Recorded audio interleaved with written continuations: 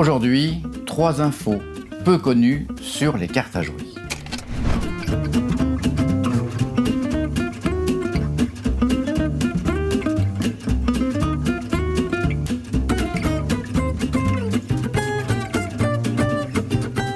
Les cartes sont-elles universelles? Eh bien oui et non. À partir de leur apparition vers le XIIIe-XIVe siècle, on s'est rendu compte que si le nombre de cartes était relativement homogène, eh bien selon les pays, on avait par exemple à la place des figurines des objets, des animaux ou des fleurs. C'est vers le XVe siècle que les cartes se sont uniformisées à travers l'Europe, sauf dans 2 pays, l'Italie et l'Espagne, où on a encore des coupes, des deniers, des épées qui sont symbolisés sur les cartes, à la place des points qu'on utilise communément en France par exemple.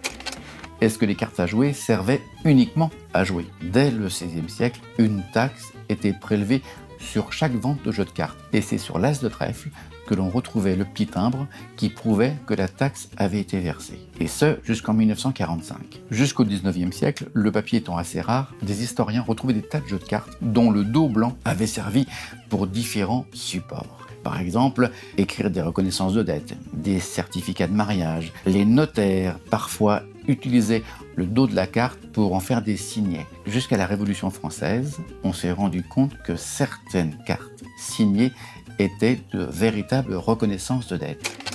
Est-ce que les cartes ont toujours eu des coins ronds? Au départ, toutes les cartes avaient des coins carrés. C'est arrivé au XIXe siècle qu'un Français, Monsieur Grimaud, qui était maître cartier, donc spécialiste de la création de cartes à jouer, qui a inventé le coin rond pour que les cartes s'usent moins vite. Cocorico. Étonnant, non?